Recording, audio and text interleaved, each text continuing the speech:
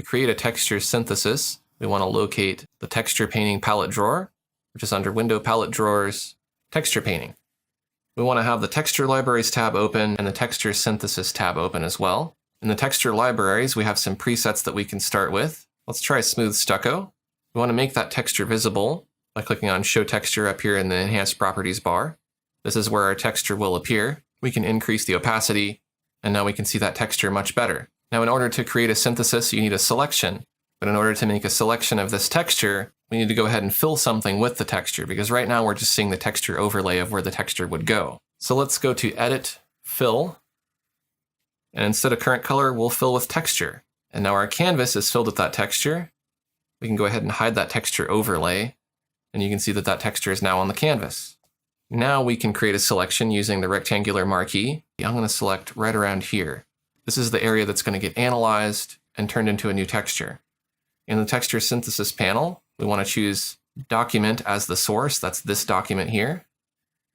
We'll go ahead and leave the tile settings alone for now, but this is going to control the output that we get. We can choose where we want to send the output to. We can send it to a new layer, or we can send it to the texture library if we want to reuse it again and again. And we can choose the width and the height of the texture. So I'm going to send it to a new layer. I'm going to go ahead and make the size 1000 by 1000 pixels. And I'll go ahead and make a selection. I want to select an area that has a little bit of variety. And we'll click on Play. And you can see it's creating that synthesis by analyzing that area and then trying to match up the edges to make it seamless to create a larger pattern.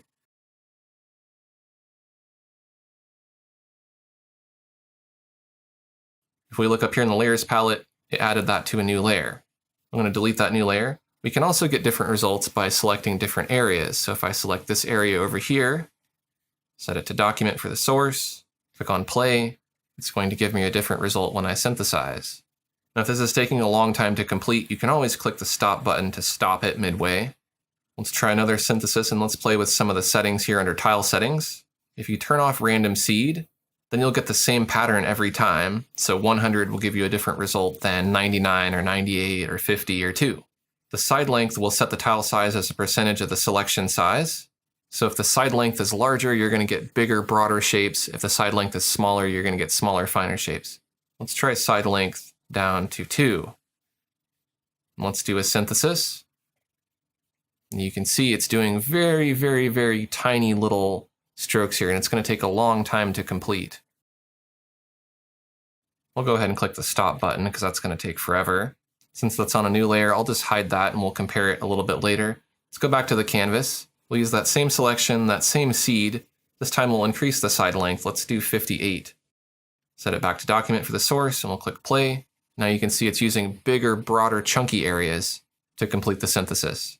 You can increase the randomness of the tiles by clicking on Scramble.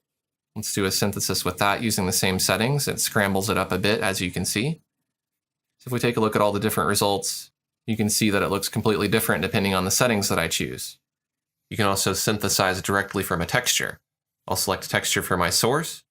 I'm going to try this terrain texture here. That automatically loads the texture here, and then I can simply make a selection of that, choose my tile settings and my Send To settings, and then click Play. And now we've used our selection to create a unique texture using the texture synthesis. Now you can synthesize from any image here in your texture libraries, but not all images are going to work well. The images that are going to work the best are going to be something that has a consistent pattern with a lot of repeating elements that isn't too complex. So for example, you wouldn't want to try to synthesize the horse. If you've ever seen the movie The Fly, then you're going to have a good idea of what's going to happen here when we try to synthesize this horse.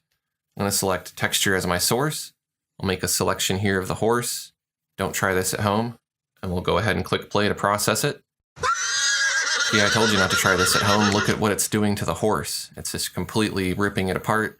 And while this would work well for abstract art, it doesn't work very well for creating a seamless pattern. Although nevertheless, the effect is kind of cool. Now you're not limited to only using the texture synthesis presets. You can also load your own images. For example, I'll load this abstract piece that I created here. It has a lot of repeating patterns. So I can simply select an area. Let's say this area over here. Select Document as my source. Let's do Random Seed. Let's do side length back to 20. 20 is a good number to use for most purposes. We'll choose Scramble, and we'll go ahead and play the synthesis. And you can see that this is what it created here, a nice seamless repeating pattern. Now, rather than sending that to a new layer, I could also send it to the texture library to make it a texture that I can reuse again and again. Go ahead and make a selection, create the synthesis. I'll give it a name, I'll just call it test. And if we look here in texture synthesis, in the texture libraries, there's our test texture. Then I could create a new canvas. I could go to my texture 2.5D brushes, and I could use that texture synthesis as the basis for impasto for one of my texture 2.5D brushes, or for any other purpose. You could also paint elements on your canvas to create a texture synthesis. I'm going to go to the airbrushes and choose pepper spray. I'm going to set my feature to 8, and I'll just click right here in the center with my mouse, and maybe this is going to be the texture that I want to replicate. I can simply make a selection, and in texture synthesis, I'll choose document for the output. This canvas is 1600 pixels by 900 pixels, so that's what I'm going to choose for my width and height. That way I fill the entire canvas. And I'll click on play to synthesize that. And you will notice that if you increase the size of your output, it's going to take a lot longer to process, especially so if you have a slower computer. So you'll need to give it time to finish, or click the stop button if you're tired of waiting. But you can see what it's doing is it's analyzing the pattern within the selection and replicating it to the output size that I specified here. Now, of course, if I gave it enough time, it would eventually fill the whole canvas here, which is what I asked it to do. But I'm just going to go ahead and click stop because I think you get the idea at this point.